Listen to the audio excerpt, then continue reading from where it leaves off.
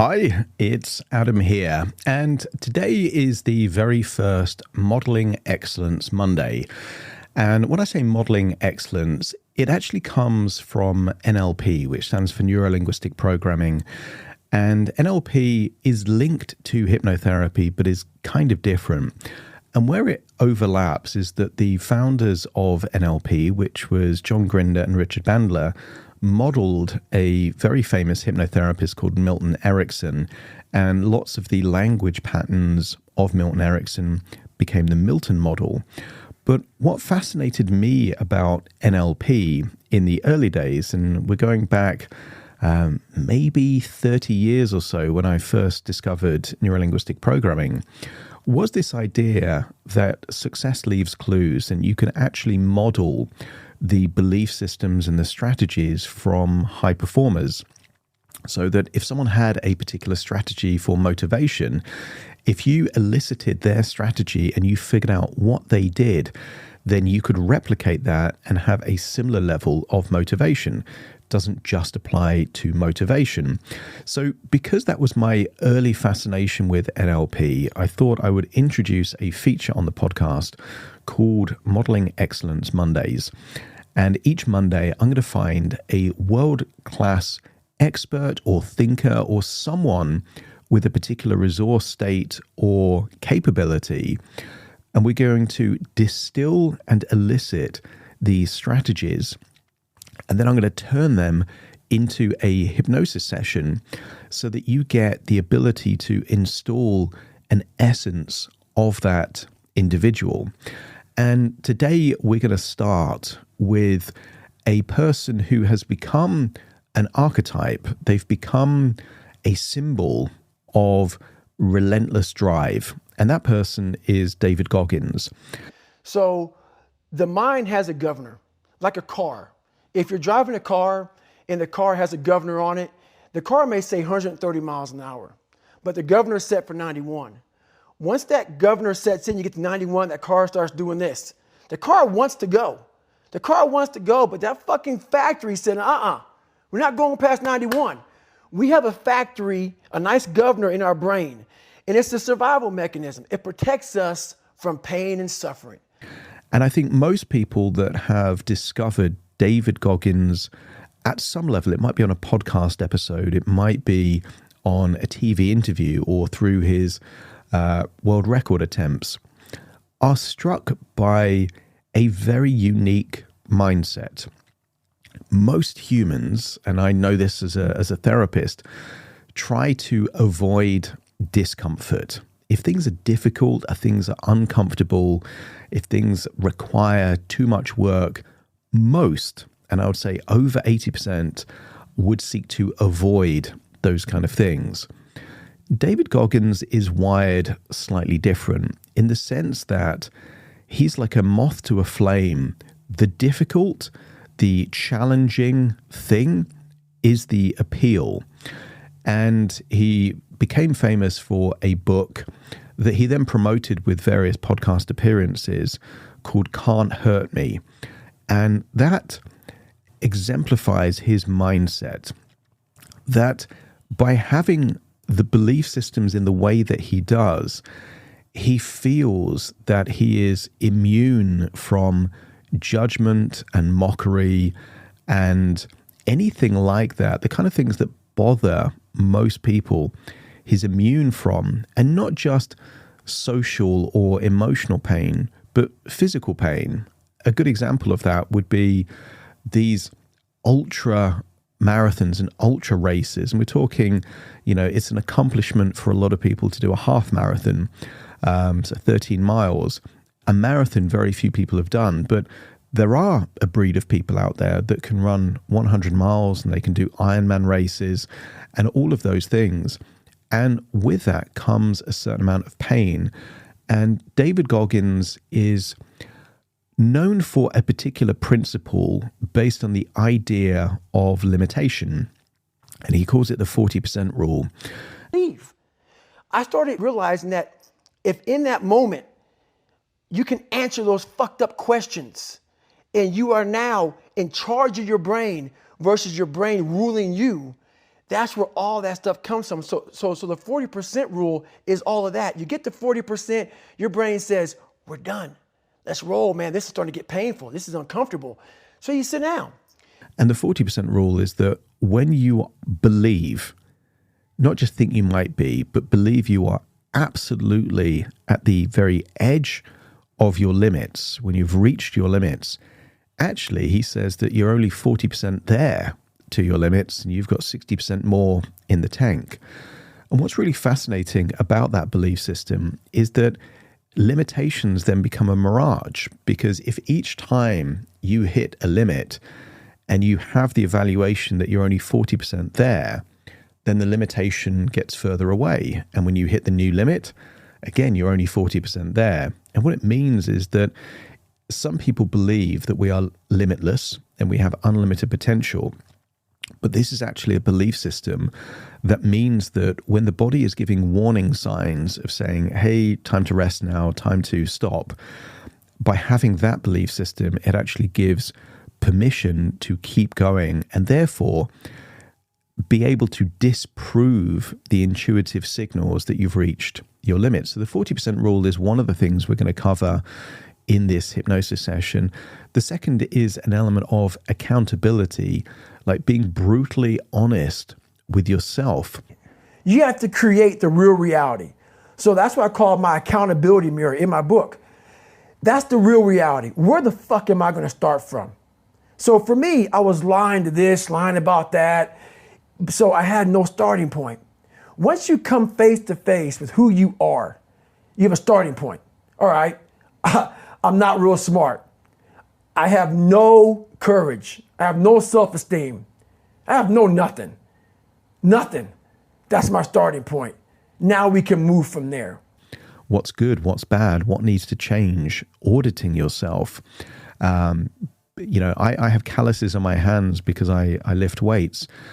David Goggins believes that metaphor works for the mind, that you can actually callous the mind, and you callous the mind by doing difficult things anyway. And by doing that, it forces an adaptation.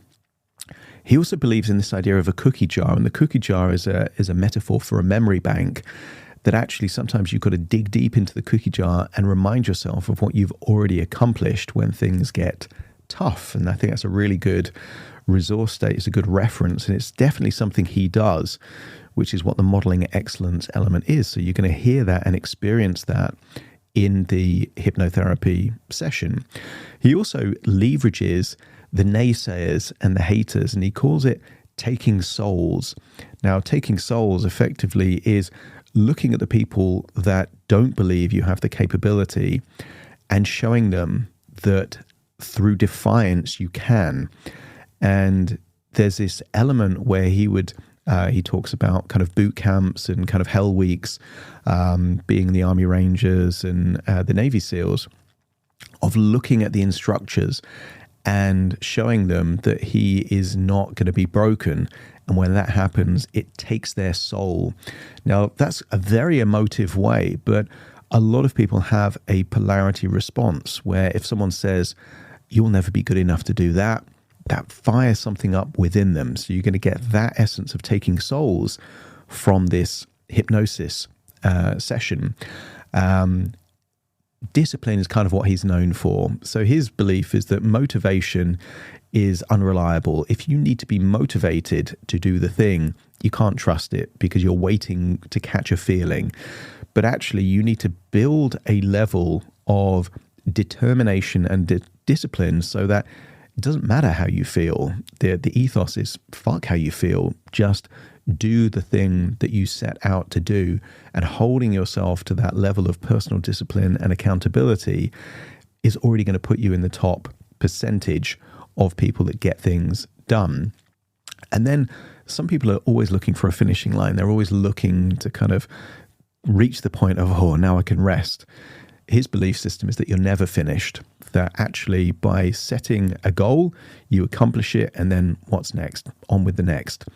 And what that does is it means that it can create a relentless drive to accomplish. Now, the purpose of this hypnosis session isn't to turn you into David Goggins. I would say it's to cultivate the part within you that is closest to David Goggins and to galvanize and amplify that part that already exists. There will have been moments that you've been hyper-disciplined. There will have been moments that you did the difficult thing anyway, that when the going got tough, you persisted. That part already exists. But what if we can make that part stronger? And if we can do that, then this hypnosis session is going to be very useful for you.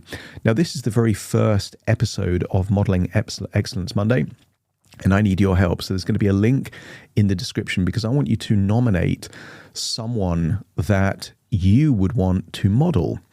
And it might be that you want the creativity of Michelangelo. It might be a historical figure. It might be someone right now. You want the work ethic of Dwayne "The Rock" Johnson, or you want that kind of mental toughness of an elite athlete in a particular discipline. Or it might be someone that you just think has got incredible ideas about certain things, and that might be about humor, it might be about ingenuity, it might be about biohacking or sleep. So if there's someone that you want me to take the essence of what they do or what they're about, or perhaps their thoughts or their strategies, and turn that into a hypnosis session, there's going to be a link in the show notes. Nominate who and why. And what you will also do is you're going to get access to the current, which is David Goggins, and any future Modeling Excellent Mondays by nominating. So if you want to get more of this kind of stuff where you can distill and implement some of the best thinkers out there or the unique ways of thinking about the world, then certainly I'd love to hear who you would like to nominate. For now, though, you're going to experience a hypnotherapy session to amplify the David Goggins within you. So find a comfortable, quiet place, ideally somewhere where you're not going to be distracted or disturbed. Relax and enjoy the session.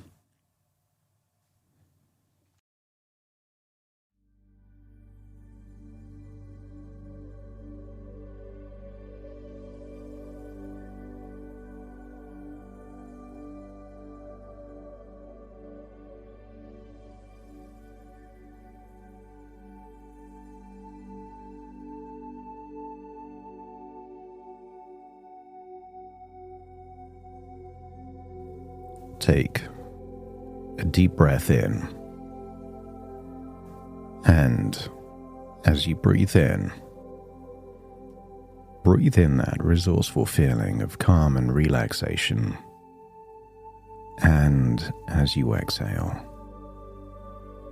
if they aren't already, just allow your eyelids to close, releasing any tension. That's it. And when you breathe in deeper than you normally would. And as you exhale, just allow any stress, any worries, any tension to leave your body in that outward breath.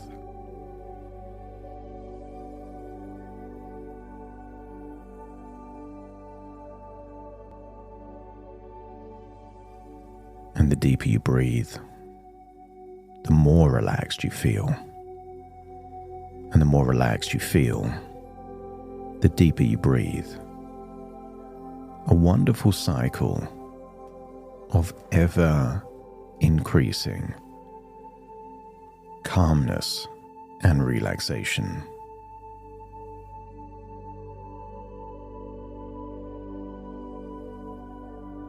That's right. Deeper and deeper relaxed as you let your awareness drift inward, away from the sounds of the world. And they can be there, they just don't disturb you. They're just part of the background now. And your focus narrows gently inward, downward, deeper.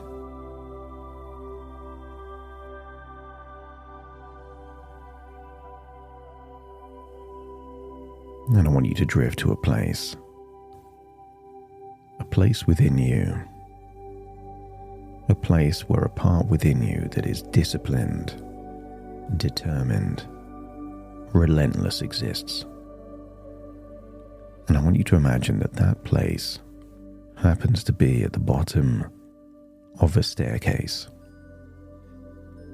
So as I count downwards from 10 to 1, you will imagine walking down the staircase toward that place within, a place where an already strong, powerful part can become stronger and even more disciplined and powerful.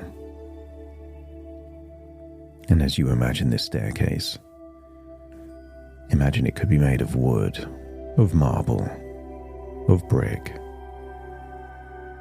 of anything. 10, taking that first step, and as you take a step down, feel that wave of relaxation rippling through your body. That's it. 9, another step down, feeling that wonderful feeling within of connection.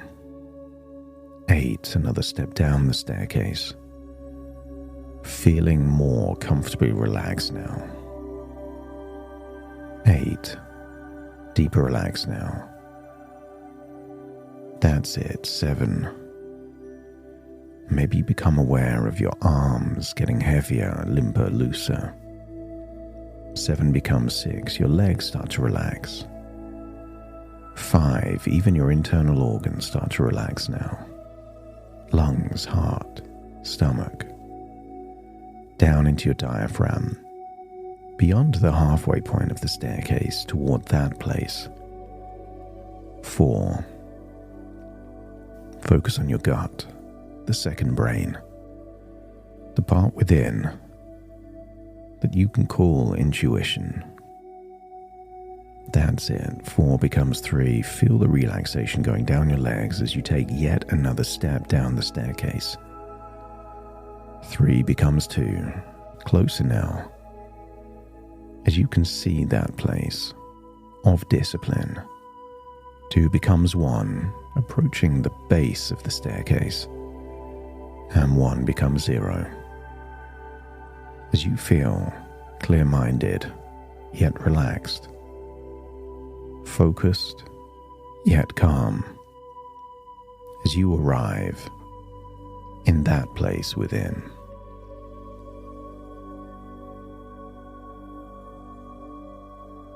And I want you to imagine this place within as a door.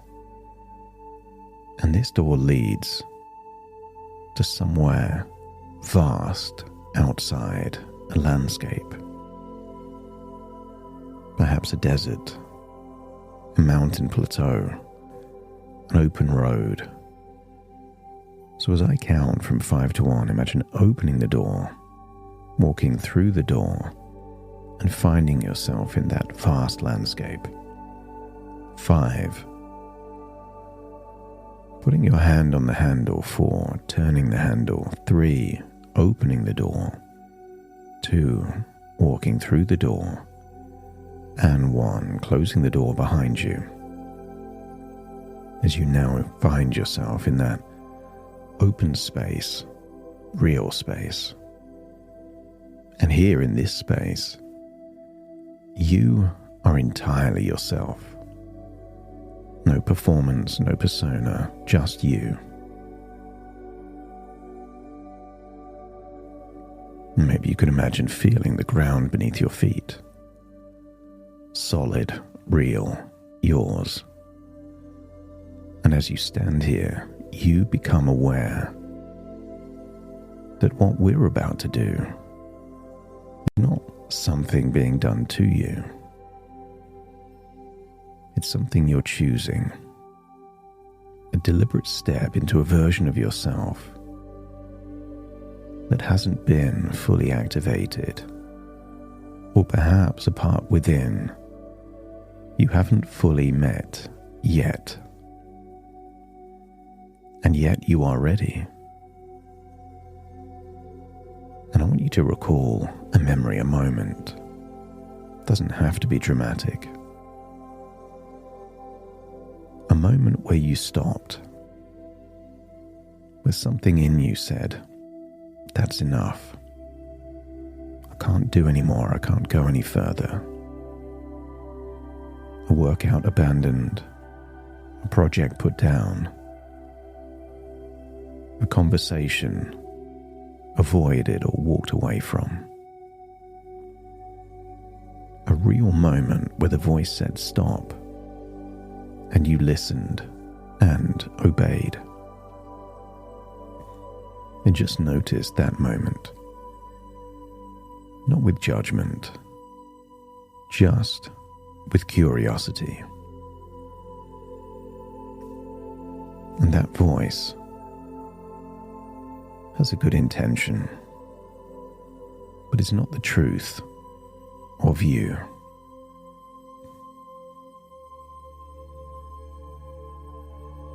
There's a way of thinking that at the very edge of physical collapse, in training exercises designed to break men, in races that lasted through the night and into another day, that there is something waiting on the other side of that voice that says stop. Something powerful, untapped.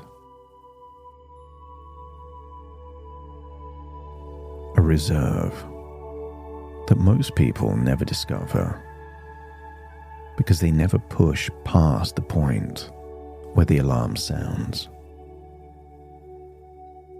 But what if the alarm is not the finish line? Just the very beginning of what you're truly capable of. Let's plant a seed of an idea that when your mind says you're done, you are just at 40%. And feel that concept taking root, connecting somewhere in your body. Not as a thought, but as a fact about your own capabilities. What if the wall was not the wall? What if the limit was just 40% of the way toward the limit? Because when impenetrable walls become stepping stones, your world of possibility dramatically expands. So right now, in this deep and receptive state, your unconscious mind is learning to recognize that possibility. And the very next time you reach it, that perceived limitation, in a gym, in the work, toward a goal, in the quiet moments when it would be so easy to choose comfort, something in you will know, not with arrogance, but with absolute certainty, that you are only 40% of the way there.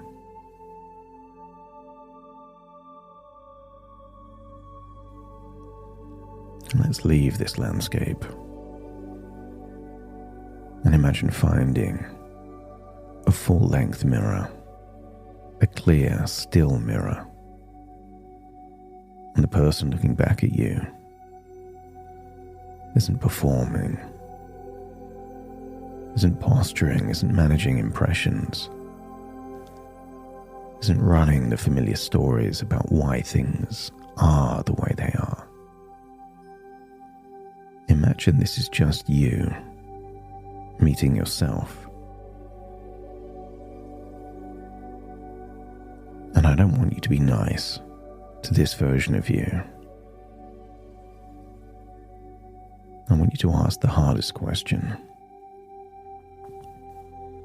Are you becoming the person you said you wanted to be? And not are you trying to, and not do you intend to. Are you actually becoming it? You know what you're capable of. The question is, are you acting in accordance with those capabilities? Are you walking that walk today, this week, in these moments, in the choices you're making right now? And nobody's judging you now. This is just you evaluating yourself. Without the armor, without the justifications, in this safe internal space. Allow yourself total honesty. Nothing here can hurt you, and nothing here can judge you. This is just the truth. The truth is the very foundation of change, and the truth will set you free. And I want you to see yourself as you actually are. Where are you settling? Where are you holding back? What are you tolerating? You don't need to tolerate. No shame here. Shame keeps you stuck. Clarity sets you free. And there may be areas of your life where the gap between who you are and who you know you could be has quietly grown. And that gap is not failure. It's opportunity. It's information. It is the map. And you are not the person in the mirror from the past. You are the person who chose to look. So many people are afraid of looking at who they actually are. With that lens of accountability and clarity, that willingness to see clearly is the very beginning of everything that comes next.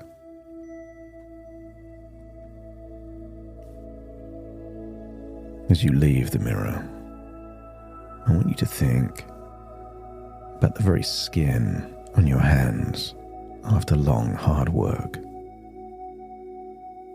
How it thickens, how it toughens. And not because it's been damaged, but because it's been used. Because it has met resistance repeatedly and adapted. The callus is not the wound. It's a badge of honor. It's the armor earned. And if that works on your hands, I want you to imagine that the mind works exactly the same way. Most avoid discomfort. But what if you seek it out? What if you run in the rain when you could choose the treadmill? What if you choose the more difficult path? A heavier weight, a more challenging goal. What if you choose to do the thing that most people would just be incapable of doing? What if every time you choose the harder option, the mind records it, files it, and builds on it?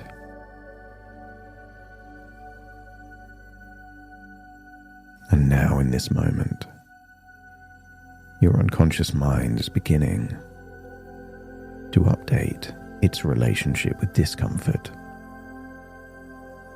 and not to seek suffering for its own sake, but to understand at a level deeper than thought that the very friction you feel when things get hard is not a signal to retreat. What if it's the feeling of growth occurring? What if every time you've been pushed through something difficult in your life, every time you chose not to quit when quitting was easy, every hard path, what if the mind was being calloused? What if all this time you've been building armor and resilience, and you didn't even know it? Feel that now. That quiet toughness that lives inside you. It has always been there. We're just taking the unconscious and making it conscious. Available. A resource that is yours to call on. So from this moment forward, when life offers you friction, something in you will lean toward it rather than away. And not with gritted teeth, but with a deep and settled knowing. This is the training ground. This is where you're built.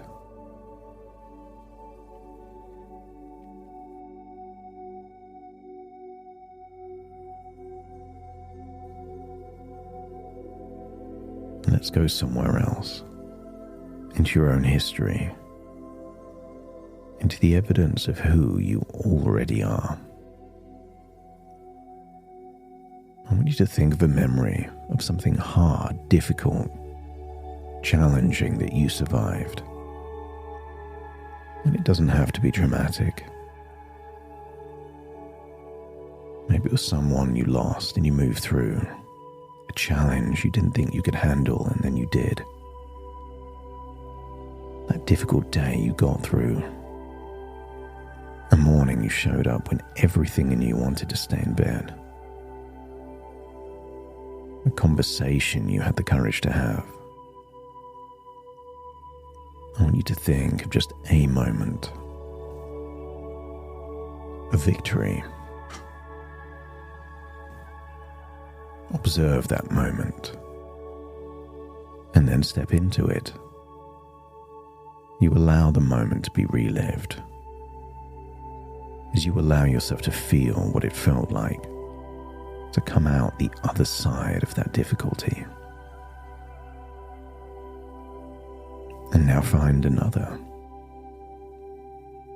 absolute memory of proven resilience.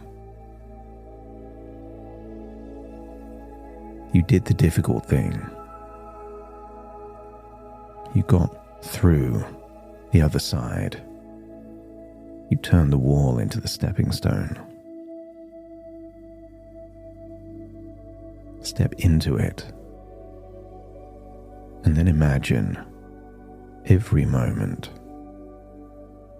of getting through adversity, solving a difficult problem, coming through an injury, and not allowing it to deter you. Every hardship survived, and every night that felt impossible that became morning. Every time you were underestimated and kept going anyway. When you chose courage instead of fear. And take all of these memories and put them in a giant cookie jar, a mental store of every difficult thing you've ever done. And just know you can reach into the jar, and whenever you need a reference, the next time you're facing a challenge, just know you can reach into that cookie jar, pull out a memory, giving you irrefutable evidence that you can cope. The proof is there, waiting. It always was, but now you're just collecting it together in one place. A cookie jar of memories. So you know.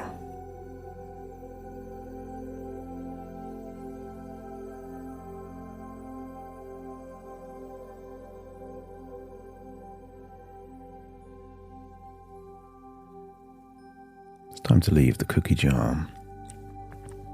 And now think of a face. A face of someone who doubted you. Someone who underestimated what you were capable of. And maybe they said it out loud. Or maybe you could just tell it was in their eyes, in their tone of voice, in the way they treated you. Being dismissed. Maybe an assumption about what you're truly capable of. They doubted you. And just notice how that felt. And I wonder what you could do with that feeling. Some people call it defiance, a polarity response. But what if, when others give you doubt, you turn it into raw energy? When the world sets a ceiling on you,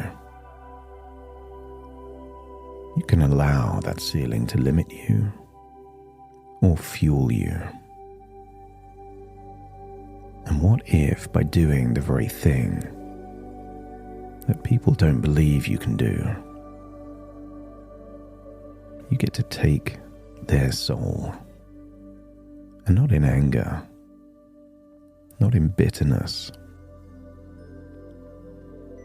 but with a quiet, absolute defiance.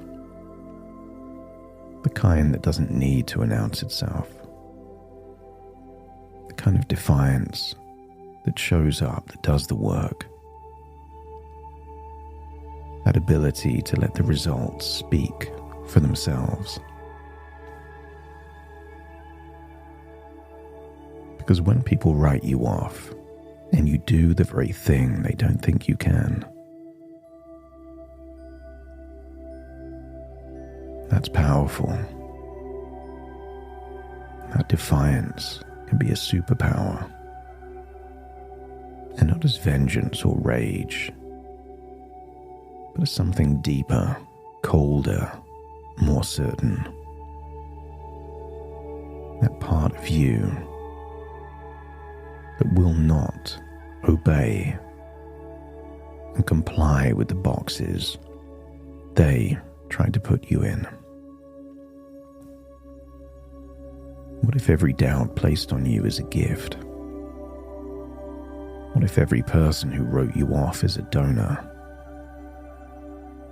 You are going to take that energy, convert it completely, pour it into the work, into becoming the version of yourself they couldn't imagine.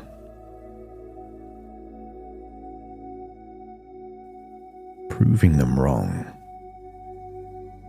by such a high margin, that is how you take a soul. Not with cruelty, with excellence, with accomplishment, with achievement. And there will be mornings, there always are, when you just don't feel like it. And the motivation is gone. When the version of yourself that was excited and energized and certain has been temporarily replaced by something smaller and quieter and softer. Something in you that desires comfort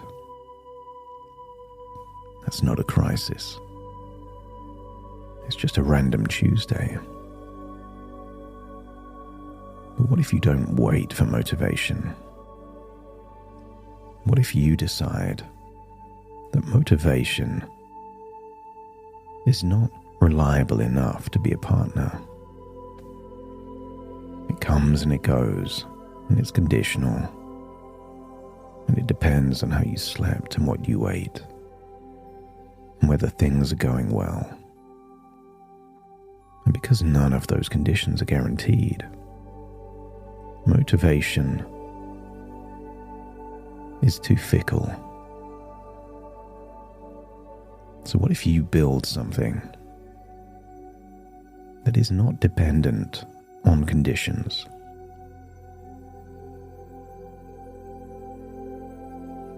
What if the part of you that does simply does?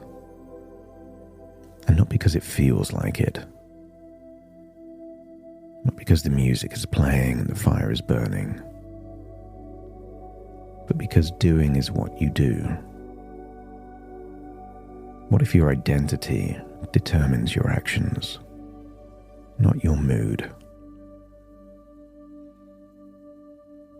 In this deep state, your unconscious mind is building that now, installing a version of you that is not governed by how you feel in the morning. What if it's installing a you that wakes up and moves,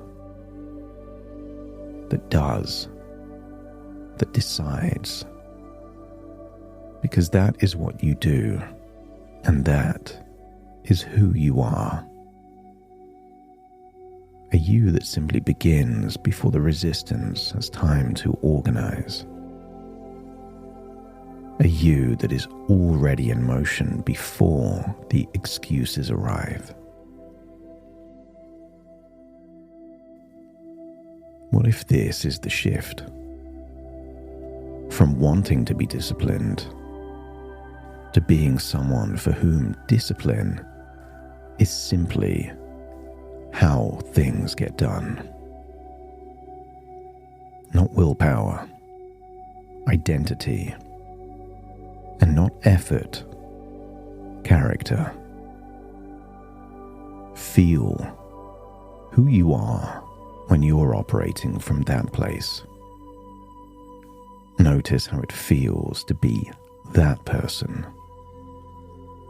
Solid, consistent, unshakable. I want you to feel that is you in the mirror. And if you're not there yet, just know you can be.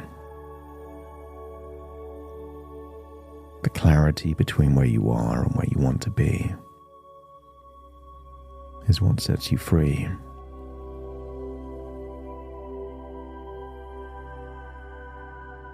Before we leave this place within, let's visit one powerful idea. So many people are looking to finally rest. They build the business, sell the business just to relax. They can't wait to get to the finish line. But what if you think differently? There is no finish line. There is no winning the game. There is no arrival. What if the moment you think you've made it, the moment you plant the flag and decide you're done, what if the moment you choose comfort over the next frontier, that you've already begun to decline? Maybe you know someone, how quickly they changed after retirement, shriveled and withered, shrunk.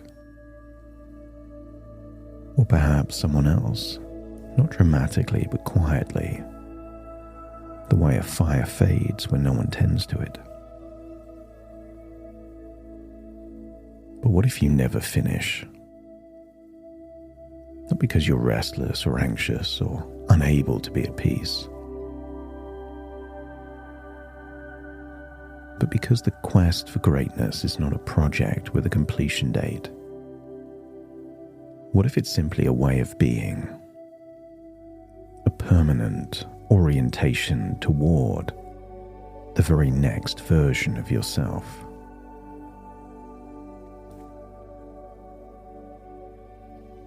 The good news?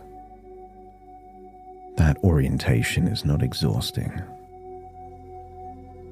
Not when it comes from a place deep inside, from identity,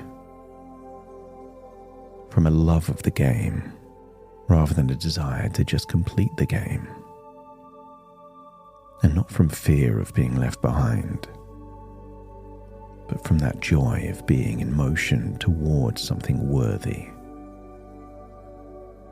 What if every adventure leads to a new adventure?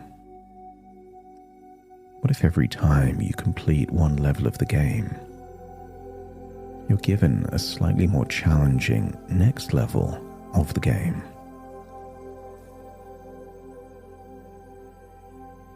I want you to feel how you would feel if the game was so fun you never wanted it to end. You just wanted it to get slightly more challenging than it was before, so you feel even more accomplished when you achieve that next level.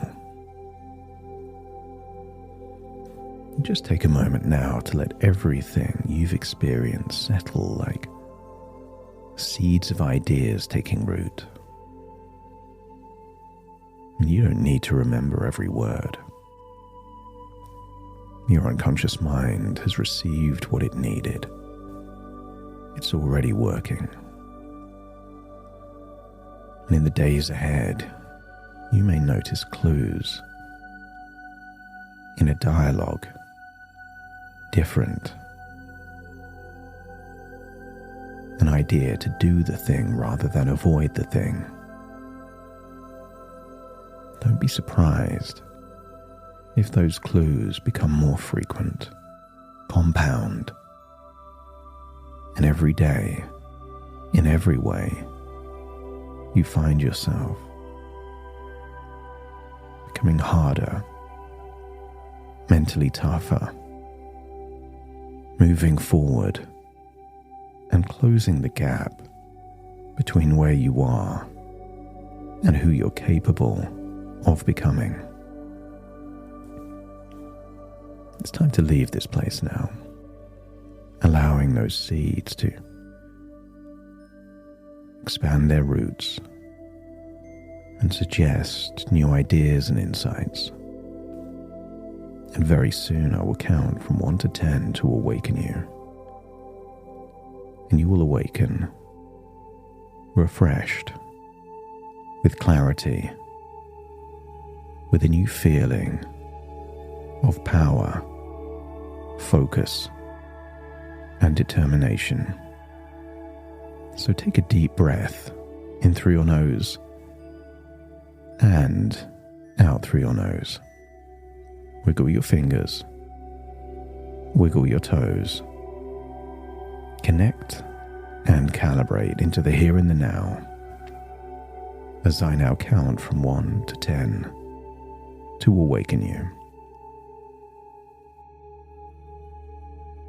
Starting to count. 1, 2, 3, waking up. 4, 5, 6, more alert. 7, 8, open your eyes, open your eyes. 9, 10, wide awake, wide awake, wide awake.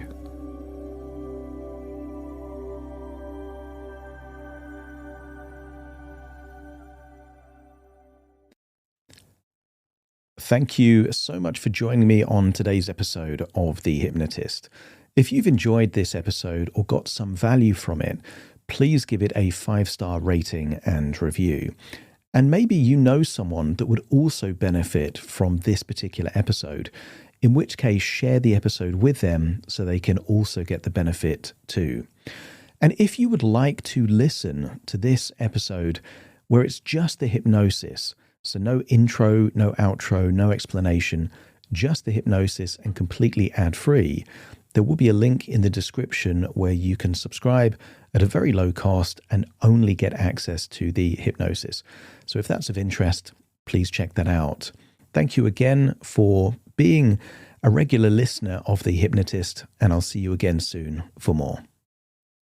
The right window treatments change everything. Your sleep, your privacy, the way every room looks and feels. At Blinds.com, we've spent 30 years making it surprisingly simple to get exactly what your home needs. We've covered over 25 million windows and have 50,000 5-star reviews to prove we deliver. Whether you DIY it or want a pro to handle everything from measure to install, we have you covered. Real design professionals, free samples, zero pressure. Right now, get up to 45% off with minimum purchase, plus get a free professional measure at Blinds.com. Rules and restrictions apply.